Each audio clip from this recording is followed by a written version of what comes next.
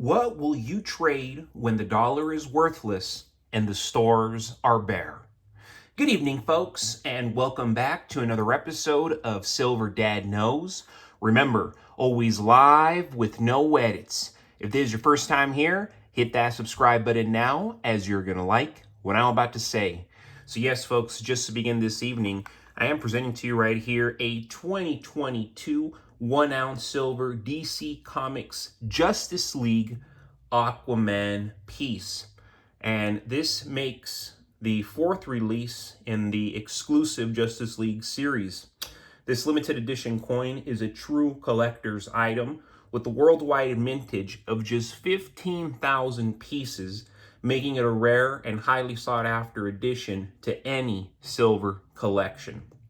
Featuring an officially licensed depiction of Aquaman, this coin is perfect for fans of DC Comics, numismatics, and investors alike.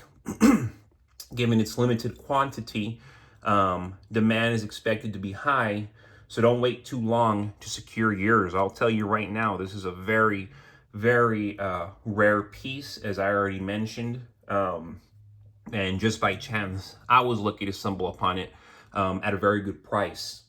Each of these coins contain 1 ounce of 0.999 fine silver and are issued by the sovereign government of Niue. We go back to the verse.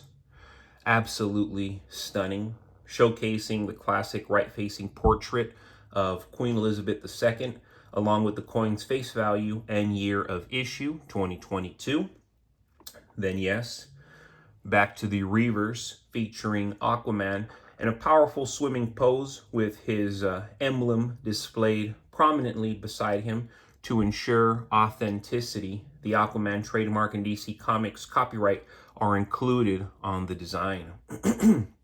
Aquaman, also known as Arthur Curry, has been a cornerstone of the Justice League since its comic debut in 1960. So imagine that.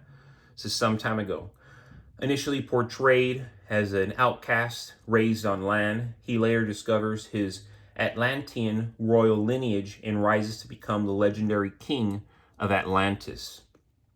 Over the years, his abilities have evolved from merely communicating with sea creatures to commanding entire oceanic forces using powerful telepathy. With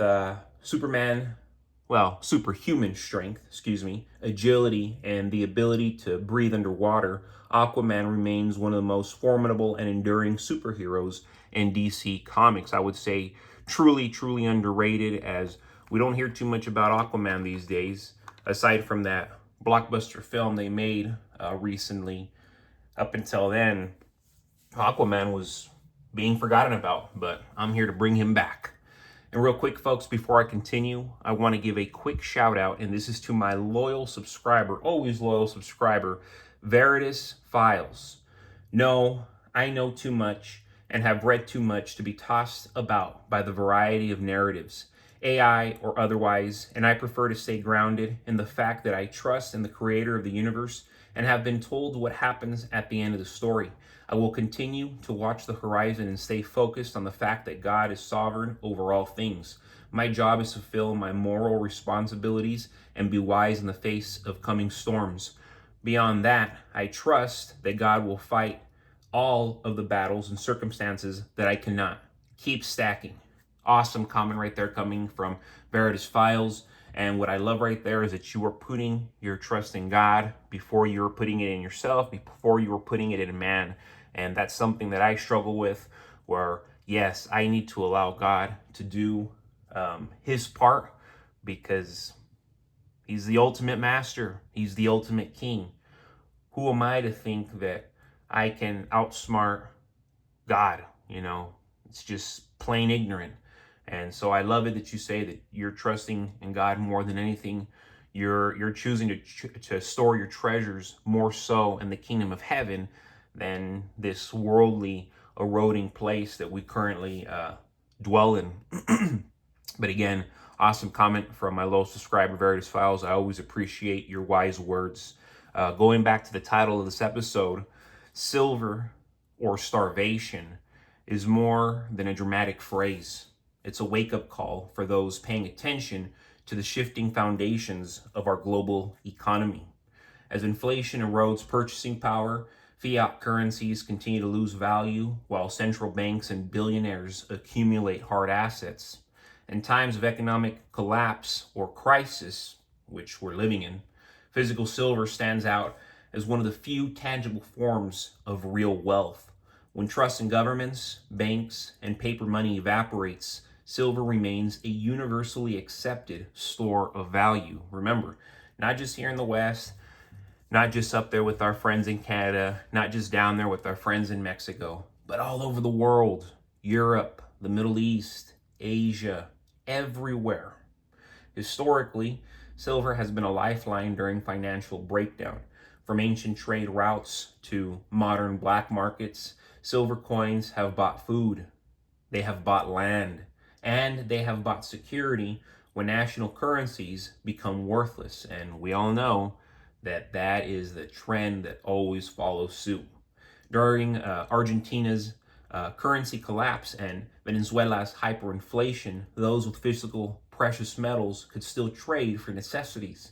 In extreme downturns or SHTF scenarios, the ability to barter with something universally recognized can mean the difference between eating and going hungry. Man, this is crucial for our livelihoods because Americans, we love to eat. Stacking silver is not about getting rich overnight. It's about survival. It's about sovereignty. And it's about preparedness. Every ounce you stack is a vote against a broken system and a step toward independence. It doesn't require thousands of dollars to start.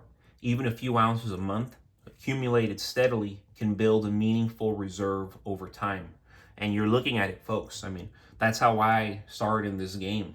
Every month I'd get 1 ounce, literally 1 ounce a month for years. Then it turned into 2-3 ounces a month. Now it's an ounce every single week and then some. And I hope everybody gets to this point. Ideally, if you can be stacking silver every single day, an ounce a day, my goodness, you're going to be light years ahead of most. Because in a crisis, it may not be about wealth, but about access to food, access to medicine, access to fuel, or even access to safe passage. It could get that dire, and history loves to repeat itself. Unlike digital assets, silver cannot be hacked, it cannot be frozen or digitally erased. You hold it, you control it.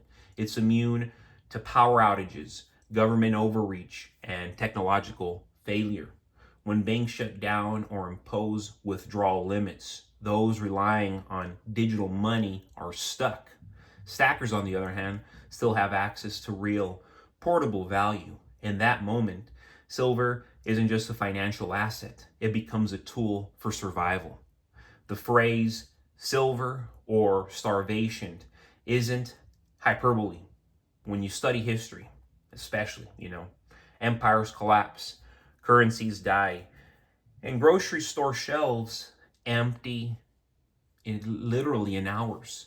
In such times, people with hard assets endure and they adapt. Those without are often left vulnerable, dependent, and desperate. Silver gives you options when the system gives you none. And see, this is something that I realized years ago, and that's the key reason as to why I started stacking. God put it in my heart, like, hey, we're gonna be hitting some very turbulent times in the near future. So it's best that you hedge yourself with my money, God's money. You fill your pantry with plenty of food and water. You have plenty of firearms and ammunition. You have plenty of precious metals to trade with and to sell off entirely when the unfortunate day comes, but it's going to work in your favor entirely.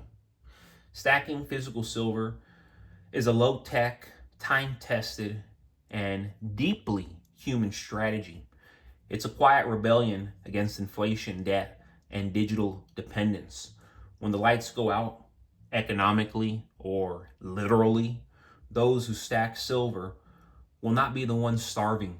They'll be the ones surviving, trading, and rebuilding after this wild, massive reset that is already taking place.